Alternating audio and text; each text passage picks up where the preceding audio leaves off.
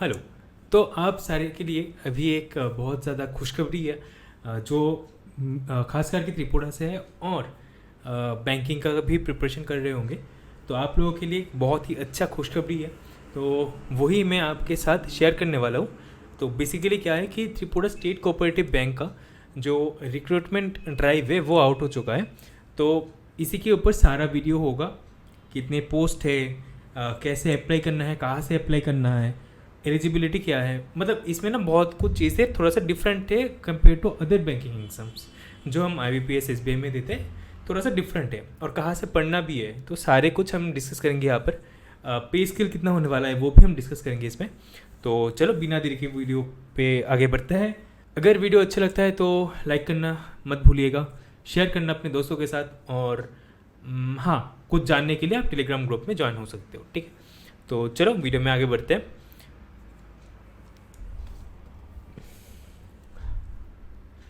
तो जो पहले चीज़ हमें देखने को मिल रहा है दैट इज़ द, मैं पूरा जो नोटिफिकेशन है उसको ब्रेक डाउन करने वाला हूँ।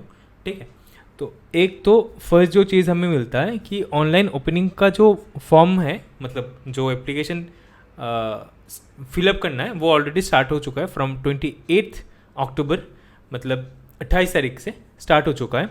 कहाँ से मिलेगा? IBPS के साइट पे आपको मिल जाएगा, ये भी बाद में लिखा हुआ है। ठीक है, तो IBPS के साइट पे मिल जाएगा, या फिर आप सर्च कर लो गूगल पे जाके त्रिपुरा स्टेट कोऑपरेटिव बैंक का जो क्या बोलते हैं एप्लीकेशन।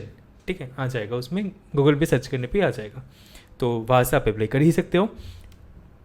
सारे के सारे जो भी लिंक होंगे, जो भी मैं आगे बोलने वाला हूँ, PDF के बारे में बोलने वाला हूँ, सबका लिंक आपको मेरे टेलीग्राम चैनल पे मिल जाएगा। तो वो ज्वाइन कर लेना, और उसका नाम है EZEEPREP, ईजी प्रेप। ज्वाइन कर लेना, ठीक है, टेलीग्राम चैनल में। तो उसके बाद है कि लास्ट दिन, मतलब कि क्लोजिंग कब है, तो वो है नवंबर में। ठीक है, नवंबर का 28 तारीख को आपका एप्लीकेशन फिल करना पूरा ख़त्म हो जाएगा। ठीक है, मतलब अभी 1 महीने का टाइम है आपके पास।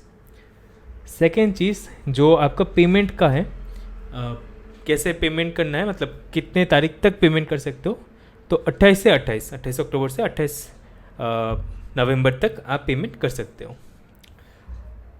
एग्ज़ाम का डेट, अच्छा, एग्ज़ाम का डेट अभी यहाँ पर नहीं दिया गया है, लेकिन मेरे हिसाब से ये दिसंबर का 2nd वीक तक हो जाना चाहिए, दिसंबर 2nd या 3rd वीक तक हो जाना चाहिए। एक्चुअली मैंने देखा नहीं है IBPS का कैलेंडर, जो एग्ज़ाम हो रहा है इस साल उसका डेट तो अंदाज़ा मिल जाता। लेकिन मेरे हिसाब से 2nd या 3rd अक्टूबर तक, 2nd या 3rd दिसंबर तक तो आपका एग्ज़ाम हो जाना चाहिए। ठीक है, और इस एग्ज़ाम का 2 ही पार्ट होता है मेनली। फर्स्ट है जो कि आपका ऑनलाइन एग्ज़ाम, दूसरा है आपका इंटरव्यू। ठीक है, इसमें मेंस नहीं होता। IDFC का जो एग्ज़ाम हुआ था ऐसे पकड़ सकते हो आप, तो उसका भी डेट अभी दिया गया नहीं है, तो वो भी लेट ही होगा, बाद में हम डिस्कस करेंगे इसके बारे में। अब आते हैं वैकेंसीज़ के ऊपर, तो अच्छा खासा वैकेंसीज है, मतलब आई डोंट नो, 2018 का मैंने एक नोटिफिकेशन देखा था। ठीक है, कोऑपरेटिव का, तब भी मतलब ऊपर के लेवल का वो वैकेंसीज था। बिल्कुल जो हम स्टार्ट कर रहे हैं उनके लिए वैकेंसीज था ही नहीं, तो बहुत अच्छा इस बार चांस मिला। पता नहीं इसके बाद कब फिर से आए इसका नोटिफिकेशन। तो 3 पोस्ट के लिए आया है, असिस्टेंट मैनेजर, कैशियर कम क्लर्क, और मल्टीटास्किंग स्टाफ, तो MTS जो है। ठीक है, 3 के लिए आया है। टोटल वैकेंसी 156 है, मान सकते हो 156, बहुत अच्छा खासा वैकेंसी है। अच्छा, आप में से जो लोग पूछ रहे थे कि भैया हम तीनों में अप्लाई कर सकते हैं कि नहीं, हाँ आप कर सकते हो, you can apply for all the 3 exams. ठीक है, तो हाँ, अब वैकेंसीज में UR के लिए आपका एज असिस्टेंट मैनेजर, मतलब जो हमारा PO का जो रोल होता है वही, तो that is 26, not very bad, बहुत अच्छा है वैकेंसी। ST के लिए 15, SCO के लिए 9, और इसमें वुमेन रिजर्वेशन भी है फॉर 33%। ठीक है, इच कैटेगरी में 33, मतलब कि UR में आप पकड़ लो लगभग 8 से 9 वैकेंसी, STO में 5 वैकेंसी, और SC में 3 वैकेंसी आपका फीमेल वुमेन रिजर्वेशन है। ठीक है, उसके बाद ये असिस्टेंट मैनेजर में चला गया। फिर बाकियों में भी है, एक्स सर्विसमैन और फिजिकली हैंडीकैप जो लोग होते हैं उनके लिए भी वैकेंसीज है अच्छा खासा। फिर जो आप क्लर्क के बारे में देखोगे, क्लर्क का वैकेंसी 78 है। 78 वैकेंसीज इज मतलब इतना वैकेंसीज शायद से लास्ट कुछ एग्जाम में टोटल जो क्लरिकल का वैकेंसीज आता है IBPS, SBI, RRB, हाँ तीनों को अगर जोड़ भी दोगे तो इतना 78 नहीं आता, ठीक है। जैसे कि इस साल का कितना था वैकेंसी, मतलब आई कैन नॉट रिमेंबर, मेरे को याद नहीं आ रहा। आई थिंक 59 था RRB में। फिर SBI क्लर्क तो नहीं आया अभी तक, 15 ही मान लेते हैं। और IBPS क्लर्क का कुछ होगा, हाँ तीनों मिला के कुछ हो जाएगा आपको वैकेंसीज। लेकिन 78 बस क्लर्क में, वो भी कोऑपरेटिव में बहुत अच्छा खासा वैकेंसी है। उसके बाद इसमें UR का 41 है, 24 STO में है और 13 फॉर द SC कम्युनिटी। इसमें भी वुमेन रिजर्वेशन सब कुछ ही लागू होता है, ठीक है। और MTS का भी बहुत अच्छा वैकेंसी है। तो 28, 15, 8, 5, 28 ओवरऑल, 15 UR, ST 8 और SCO के लिए 5। तो ओवरऑल अगर वैकेंसी देखोगे कैटेगरी वाइज तो UR के लिए 82 वैकेंसीज है। 82 वैकेंसीज कम नहीं होता। तो जो भी लोग इसके प्रिपरेशन कर रहे होंगे या फिर सोच भी रहे होंगे कि एग्ज़ाम दे, बिना झिझक के प्रिपरेशन है आपके पास। 1 से 1.5 महीना और भी है, 2 महीना भी पकड़ सकते हो आप, ठीक है। तो अच्छा करके आप प्रिपरेशन लगाओ, ये गोल्डन अपॉर्चुनिटी है, ऐसा नहीं आएगा फिर से, ठीक है। उसके बाद ST के लिए 47, SC के लिए 27 रिजर्वेशन है। तो इसमें भी अगर लगा सकते हो, लगाना चाहते हो वैकेंसीज, तो for women there are 9 vacancy, for SC community, for ST community there are 16 vacancies. और जो UR कम्युनिटी है इसमें आपका जस्ट वुमेन का कितना होता है, 27 वैकेंसी है। बहुत अच्छा वैकेंसी है, मतलब मैं तो पसंद आ गया ये देख के। तो जो भी है, चलो आगे बढ़ते हैं नेक्स्ट पेज पे। हाँ, अब आते हैं पे स्केल पे, ठीक है। पहले तो पे स्केल कितना है, मतलब मेरे को नोटिफिकेशन देख के ना मेरे को खुश हो गया, मतलब खुशी आ गया इनको देख के। तो जो असिस्टेंट मैनेजर है उसके लिए आपका जो बेसिक होने वाला है दैट इज़ 42,900 पर मंथ, ये आपका बेसिक है। तो उसके साथ आपका और भी जो अलाउंसेस वगैरह है सब कुछ ऐड होके बहुत अच्छा खासा मतलब सैलरी भी आएगा। तो 42,900 मतलब बहुत अच्छा है इसमें बेसिक, ठीक है। फिर जो क्लर्क है, क्लर्क में भी आपका जो बेसिक पे है that is 27,300। This is again very good amount, और बेसिक बोल सकते हो। तो उसके बाद तो फिर और भी कुछ आता ही है अलाउंसेस में। उसके बाद MTS के लिए भी 16,500 का पर मंथ का वो है, ठीक है। उसके बाद आपका एलिजिबिलिटी पे आते हैं। पहले तो एज देख लो, नॉर्मली 21 से 40 नहीं होता, नॉर्मली 21 से 30 या फिर 28 होता है शायद, मैं भूल गया, ठीक है एज क्राइटेरिया। तो यहाँ पर फॉर असिस्टेंट मैनेजर 21 से लेके 40 तक है। फॉर क्लर्क 18 से लेके 40 तक है। अब 18 साल में कौन ही एग्ज़ाम देगा अगर ग्रेजुएशन ना हुआ तो फिर भी दे दिया वो उन्होंने, अब पता नहीं क्या सोच के। और MTS में भी 18 से 40 मतलब कि मतलब मेरे बहुत सारे सीनियर्स ऐसे हो सकते हैं यहाँ पर जो बहुत दिन से ट्राई कर रहे थे या फिर ट्राई कर रहे होंगे। दिस इज़ योर अपॉर्चुनिटी, ठीक है। आपका अगर एज उस एग्ज़ाम के लिए एज चला गया, अभी भी आपका आप ढूंढ रहे हो and you are hopeful for the future, this it, मतलब यही आपका चांस है, ठीक है। तो एज देख लिया आपने, 40 साल तक आपका, ये जनरल का है, ये UR का है, ठीक है। तो 40 एज तक आप ये एग्ज़ाम दे सकते हो, ठीक है। और उसके बाद एलिजिबिलिटी और क्या है, आपको ग्रेजुएट या मास्टर डिग्री होना चाहिए, कोई भी डिसिप्लिन से आप कर सकते हो, विथ एटलीस्ट मिनिमम आपका जो है स्कोर दैट शुड बी 50%, ठीक है, ग्रेजुएशन का। और अगर SC और ST हो तो दैट विल बी 45%। एंड उसके बाद working knowledge in computer application is essential. अब एसेंशियल लिखा हुआ है तो आप ना अभी अगर ना हो आपके पास तो कोई भी सर्टिफिकेट तो ऐसे ही बना सकते हो, तो सर्टिफिकेट बना सकते हो आप। और अगर आप कॉलेज में कंप्यूटर कोई सब्जेक्ट था या स्कूल में कोई सब्जेक्ट था, then it will also count as a subject for computer. Okay, तो वही। और थर्ड जो है that is knowledge of Bengali और एनी अदर लोकल लैंग्वेज, मतलब त्रिपुरा का जो भी लोकल लैंग्वेज है वो अगर जानते हो वो भी आपको जानना मतलब एसेंशियल है, ठीक है। तो ये 3 गया आपका for ST manager. For clerk वही सेम चीज़ ही है, बस यूआर के लिए 45% है और एससी के लिए 5% का रिलैक्सेशन मिलता है, तो 40% है। कंप्यूटर का सेम हिसाब है और लैंग्वेज का कोई दिक्कत नहीं है, कोई भी लैंग्वेज आप मतलब बंगाली या फिर लोकल लैंग्वेज। अब आता है एमटीएस में। एमटीएस में जो सबसे ज़्यादा इंटरेस्टिंग बात है ये यहाँ पर 18 से मतलब कोई भी ऐसे अगर है कि क्या बोलते हैं कि अभी नौकरी का बहुत ज़रूरत है उनको, और तो ये आपके लिए है। और आपका अगर ऐसे हो सकता है कि आप कॉलेज में अभी पढ़ रहे होंगे तो आपके लिए ये भी आप ज्वाइन कर सकते हो, ठीक है।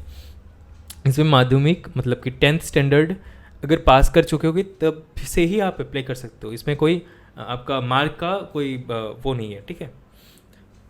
और उसके बाद reading writing and speaking ability in Bengali, Hindi Bengali and और any other local language is necessary, ठीक है। तो एमटीएस में आपका कोई मार्क का कुछ लफड़ा नहीं है, आप एग्ज़ाम में बस 10th अगर आपका क्लियर है तो आप बैठ सकते हो। Let's move to our next slide. तो वही एग्ज़ाम के बारे में ही बोला है, मतलब एज रिलैक्सेशन के बारे में 40 तक है फॉर यूआर, और जो SC/ST के है या फिर एक्स सर्विसमैन और फिजिकली हैंडीकैप्ड कैंडिडेट्स, उनके लिए आप 45 तक एज तक आप ये एग्ज़ाम दे सकते हो, ठीक है। उसके बाद अगर आप में से कोई स्टेट कोऑपरेटिव, ऐसे हो सकता है कि कोई आप में से कोऑपरेटिव बैंक में ऑलरेडी काम कर रहे हो एज ए सपोज कर लीजिए कि MTS, तो you are also eligible for the assistant manager post and clerical post, ठीक है। तो वही। उसके बाद पीरियड ऑफ प्रोबेशन, नॉर्मली हमारा जो होता है पीरियड ऑफ प्रोबेशन 2 साल का होता है, तो यहाँ पर 1 साल का मिनिमम पीरियड ऑफ प्रोबेशन है, जो हमारा 2 साल का मिनिमम पीरियड ऑफ प्रोबेशन होता है, ठीक है। वही परफॉर्मेंस के ऊपर है मतलब कि नॉर्मली इतने तक ही खींचेगा, 1 साल तक ही खींचेगा, उसके बाद और आपका चिंता करने का कोई मतलब नहीं है। अब जो तीसरा चीज़ है वो है मतलब कि इतना मतलब खुश कर देने वाला चीज़ ना कि ये वाला, ठीक है। मैं और कुछ नहीं बोलने वाला, मतलब मैं खुश उस पॉइंट ऑफ व्यू से रख रहा हूँ कि मैं त्रिपुरा से, वो त्रिपुरा के लोगों के लिए ये बहुत अच्छा अपॉर्चुनिटी है, क्योंकि इसमें आपको PRTC मैंडेटरी है, ठीक है। Submission of valid PRTC issued by government of Tripura is mandatory for all candidates applying for the respective post, मतलब कोई भी पोस्ट में आप अप्लाई करो आपको PRTC कंपलसरी है। और इसका मतलब है आप अगर त्रिपुरा का मतलब त्रिपुरा में ही आप त्रिपुरा से ही हो सिर्फ, तभी आप अप्लाई कर सकते हो। तो this is a very very good opportunity for the students and और जो भी है कैंडिडेट्स फ्रॉम त्रिपुरा। उसके बाद थोड़ा सा खुशी का बात, उसके बाद थोड़ा सा दुख भरा बात होगा ही। तो जो आपका एप्लीकेशन का फ़ी है बहुत ज़्यादा हाई है, मतलब मुझे पता नहीं, मेरे को कभी सेंस नहीं बनता इसका, मतलब इतना हाई क्यों होता है ये तो कोई क्या बोल सकते हैं, ठीक है छोड़ो, मैं बोलना नहीं चाहता, ज़्यादा इसके अंदर भी नहीं जाना चाहता। लेकिन हाँ, इस बार इसमें UR का जो है पर पोस्ट 1000 का आपका फ़ी है। SC और ST के लिए 850 है, वो भी हाई, नॉर्मली कम ही होता है SC/ST के लिए, लेकिन हाँ यहाँ पर हाई रखा गया है। तो if you are applying for the all the 3 post तो थोड़ा सा खर्चा उठाना होगा ही आपको, ठीक है। और साथ में GST भी लगेगा, वो अलग से लगेगा, कुछ लगेगा पता नहीं कितना। उसके बाद candidates have to make the, अच्छा ठीक है, इसमें और कुछ नहीं है। नेक्स्ट सिलेक्शन प्रोसीजर, तो जो प्रोसीजर है उसमें क्या बोला है कि ऑनलाइन एग्ज़ाम होगा, एक ही एग्ज़ाम होगा, और इसका जो मोड ऑफ कंडक्ट होगा वो बस इंग्लिश होगा, ठीक है। Will be conducted in English, मतलब और कोई लैंग्वेज आपका नहीं दिखना। जैसे हम IBPS में देते हैं तो हिंदी का ऑप्शन आता है, या फिर हम जो लैंग्वेज चूज़ करते हैं ऑप्ट आउट करते हैं वो भी हो सकता है, बंगाली जैसे RRB के लिए। तो यहाँ पर बस एक ही मोड ऑफ क्या बोलते हैं सब लैंग्वेज होगा, दैट विल बी इंग्लिश, ठीक है। और हाँ, अब आते हैं एग्ज़ाम का स्ट्रक्चर के ऊपर, जो बहुत कंफ्यूजिंग है, सच में बहुत कंफ्यूजिंग है। तो फर्स्ट जो आता है, अच्छा पहले तो इसका असिस्टेंट मैनेजर की बात हो रहा है। असिस्टेंट मैनेजर के लिए आपका 2 एग्ज़ाम होगा, फर्स्टली द ऑनलाइन एग्ज़ाम और दूसरा एग्ज़ाम होगा जो आपका इंटरव्यू होगा, ठीक है। अब ऑनलाइन एग्ज़ाम में आपका मार्क हर सही उत्तर के लिए आपको 1 मार्क दिया जाएगा, हर रॉन्ग उत्तर के लिए आपसे -0.25 घटेगा, ठीक है। जो भी आप स्कोर करे होंगे वहाँ से -0.25 घटेगा, और अटेम्प्ट नहीं किए होंगे तो कोई दिक्कत नहीं है, उसमें कुछ भी नहीं घटेगा। तो फर्स्ट चीज़ है कि अवेयरनेस, ये देखो ये 20 मिनट का टाइम लिमिट है, ठीक है, और यहाँ पर 40 क्वेश्चन है 40 मार्क का। तो ये 40 क्वेश्चन जो है पहले तो फाइनेंशियल एंड कंप्यूटर अवेयरनेस, दूसरा अवेयरनेस ऑन क्रेडिट कोऑपरेटिव। अब अच्छा, इनके बारे में मैं थोड़ा सा बाद में ही डिस्कस करूँगा। कंप्यूटर अवेयरनेस आपको पता ही है, फाइनेंशियल मतलब यहाँ पर देखो जनरल अवेयरनेस के बारे में कुछ नहीं बोला, ठीक है। तो जो लोग पूछ रहे थे कि भैया हमें त्रिपुरा के जो हिस्ट्री वगैरह जोग्राफी वगैरह है वो पढ़ना हुआ कि नहीं ज़रूरत, लिखा नहीं है, मतलब यहाँ से ही दे फॉलो देयर पैटर्न, तो इतना सोचने का ज़रूरत नहीं है, नहीं आएगा। और कंप्यूटर अवेयरनेस पता ही है आपको, फिर भी मैं बाद में बोल दूंगा सारे के सारे सब्जेक्ट के ऊपर, ठीक है। उसके बाद इंग्लिश 40 मार्क्स 40 क्वेश्चंस, फिर रीजनिंग 40 और क्वांट 40, मतलब कि 160 क्वेश्चन है और 160 मार्क का एग्ज़ाम हो रहा है आपका 120 मिनट में, मतलब कि 2 घंटा आपको मिल रहा है, ठीक है। 2 घंटे में आपको ये एग्ज़ाम पूरी करनी है। चलो मैं बाद में लास्ट में सारे के सारे जो भी कहाँ से पढ़ना है क्या पढ़ना मैं बोल दूंगा आपको, ठीक है।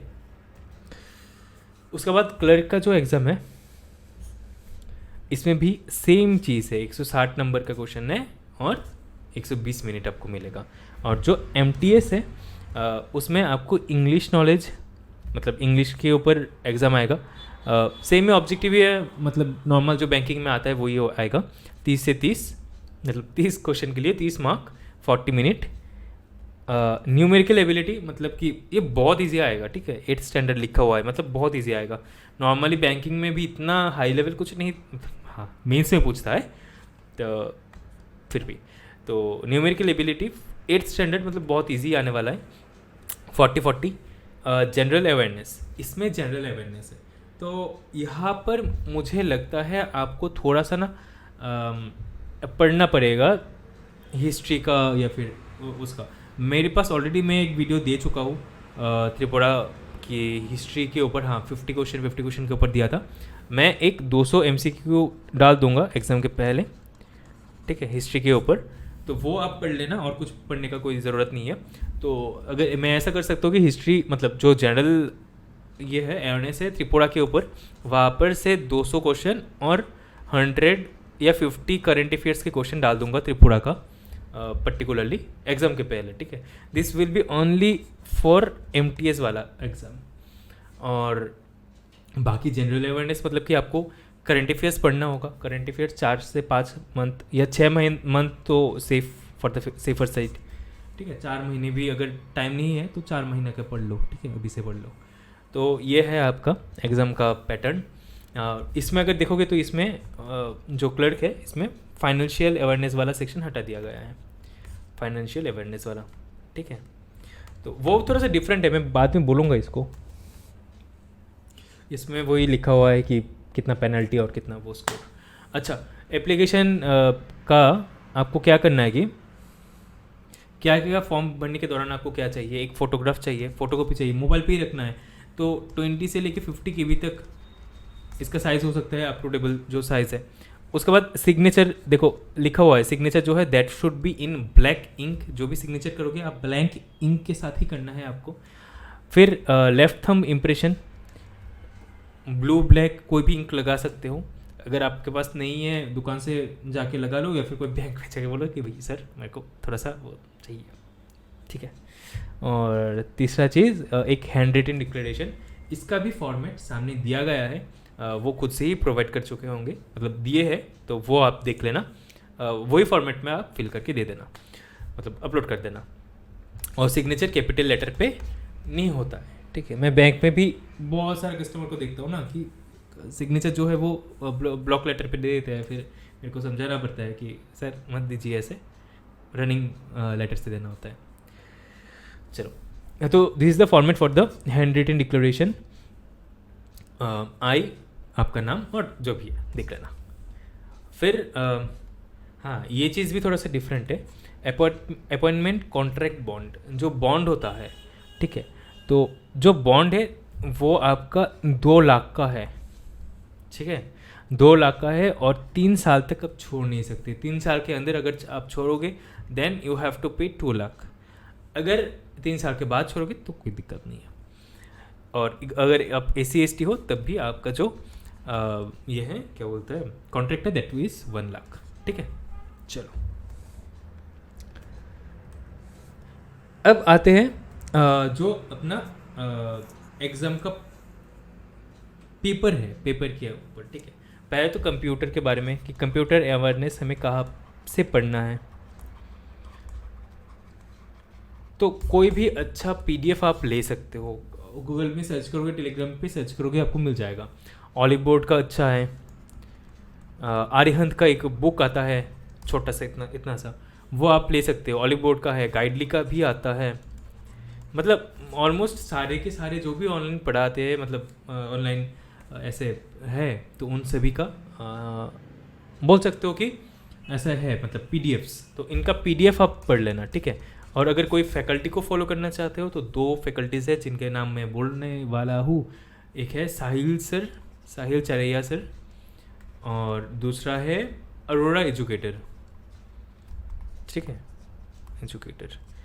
तो इन दोनों के आप इन दोनों के जो वो है क्या बोलते हैं चैनल है, वो देख सकते हो आप, यहाँ से आपको मिल जाएगा हेल्प, ठीक है।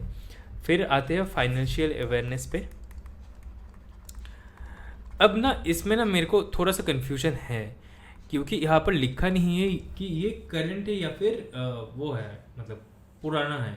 तो for the sever side you have to study all the financial news from last 6 month, ठीक है, लास्ट 6 महीने का जो आपका फाइनेंशियल न्यूज़ होता है वो आपको पढ़ना होगा। कोई भी मैं FS क्लाउड सजेस्ट करूँगा आपको, वहाँ से आप देख सकते हो, या फिर कोई भी फैकल्टी का जिनको आप फॉलो करते रहे होंगे पहले से, उनका भी देख सकते हो, फाइनेंशियल अवेयरनेस वाला सेक्शन, ठीक है। प्लस आपको इसका जो नॉर्मली क्या बोलते हैं इसको, स्टैटिक पार्ट है, स्टैटिक पार्ट भी पढ़ना होगा। This part is only applicable for assistant manager, ठीक है, असिस्टेंट मैनेजर का जो पोस्ट है उसके लिए बस ये वैलिड है। स्टैटिक का कहाँ से पढ़ना है, बहुत सारे वीडियोस है, कपिल सर है, सुष्मिता मैम है, अभिजीत सर है, उसके बाद बहुत सारे फैकल्टीज़ है, सारे के कोई ना कोई आप देख सकते हो, जस्ट गूगल सर्च कर लेना, यूट्यूब में मिल जाएगा आपको स्टैटिक का, ठीक है, फाइनेंशियल अवेयरनेस।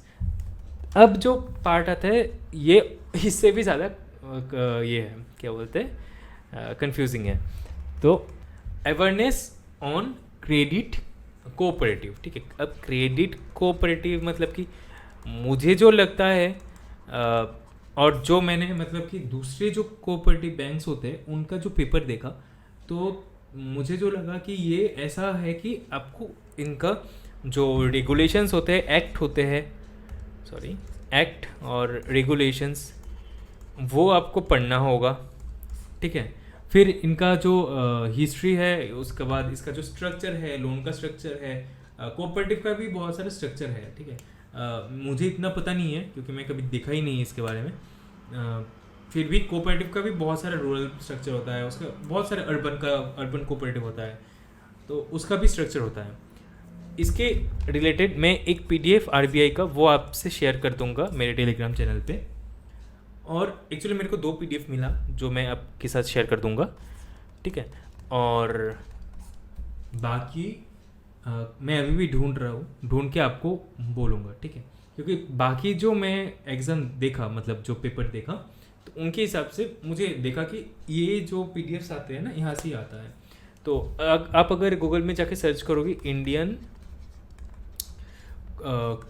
कोऑपरेटिव, ठीक है, इंडियन कोऑपरेटिव स्ट्रक्चर या फिर कुछ ऐसे ही सर्च कर लोगे, credit cooperative, Indian credit cooperative आ जाएगा उसमें, ठीक है। वो आप देख लेना थोड़ा सा, और नहीं तो वेट कर लो थोड़ा सा, मैं ये दोनों PDF आज ही डाल दूंगा।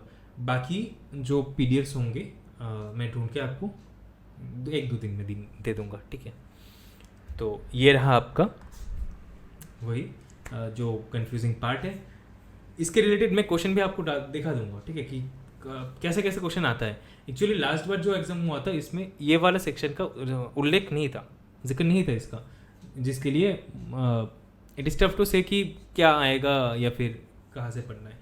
फिर भी आपको हमेशा आपका बेस्ट देना है, आपको प्रिपरेशन करना है। तो प्रिपरेशन के लिए ज़रूर से PDFs को पढ़ लेना, ठीक है। नेक्स्ट आपका रीजनिंग इंग्लिश के बारे में अगर बोलूँगा, इंग्लिश तो अभी मॉक ही डालो, मॉक टेस्ट देते रहो जहाँ से भी आप दे रहे होंगे। नॉर्मल बैंकिंग में जैसा आता है वो वही वैसे ही आएगा। फिर इंग्लिश के बाद आता है क्वांट और रीजनिंग। क्वांट और रीजनिंग में मुझे लग रहा है कि बैंकिंग तो as IBPS is conducting the exam, तुम्हारा बैंक का तरह ही आएगा कि बैंक में जैसा आता है, ठीक है, रीजनिंग। फिर भी अगर सेफ खेलना चाहते हो तो आप वो मिरर वाले जो क्वेश्चंस आते हैं जो SSC में आते हैं वो भी थोड़ा सा एक बार देख लेना, ठीक है। बाकी मोस्टली बैंकिंग जैसा ही आएगा क्वांट और रीजनिंग, तो उनके बारे में मैं और जिक्र नहीं करने वाला क्योंकि ये बड़े हैं, ये आप कहाँ से भी देख सकते हो, ठीक है।